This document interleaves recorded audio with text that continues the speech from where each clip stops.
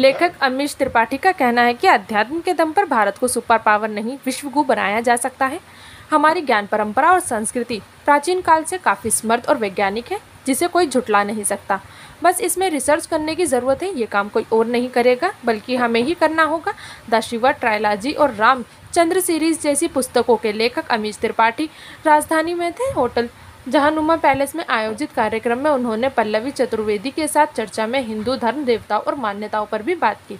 Rabindranath Tagore university द्वारा कार्यक्रम का आयोजन अंतर्राष्ट्रीय साहित्य और कला महोत्सव विश्वरंग की पूरी कड़ी के रूप में किया गया था। इस मौके पर अमीश त्रिपाठी ने कहा कि भारत में हमारे प्रबुद्ध वर्ग को अपनी सोच को परिमार्जित करने की आवश्यकता है। हम अपने इतिहास के बाजीराव, कान्होजी आंग्रे, सुहेलदेव आदि जैसे कई ऐसे नायकों को नहीं जानते जो बहुत अद्भुत थे, जिनकी कहानियां हमें पता न होनी चाहिए। इसी प्रकार हमें अक्सर बताया जाता है कि हम 1947 में राष्ट्र बने और अंग्रेज़ों ने हमें एक राष्ट्र के रूप में खड़ा किया, बल्कि ये सच नहीं है।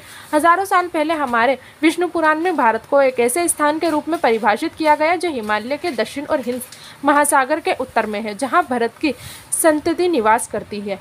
इस कारण अमीश त्रिपाठी कहते हैं कि इतिहास में सुधार की आवश्यकता है। उन्होंने कहा कि हमारे देवी देवताओं को लेकर हमारे ही देश में अलग अलग मान्यताएं हैं। भगवान को कार्तिक को उत्तर भारत में अविवाहित माना जाता है, जबकि दक्षिण में मान्यता है कि कार्तिक की 2 पत्नियां थीं। यह कोई निरादर नहीं बल्कि पहलू है, इसमें कोई बुराई नहीं है। डिस्कवरी टीवी पर आ रही अपनी नई वेब सीरीज पर बात करते हुए अमीश ने कहा कि इसकी तैयारी के दौरान हमने कई नए तथ्यों की भी खोज की है।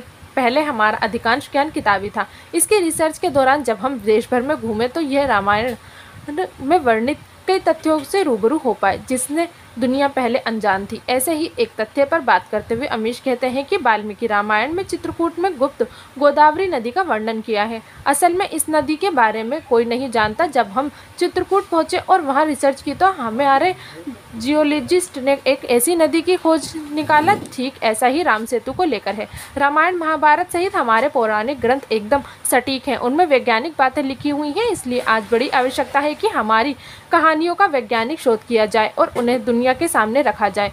अंत में लेखक ने श्रोताओं के प्रश्नों का जवाब भी दिया।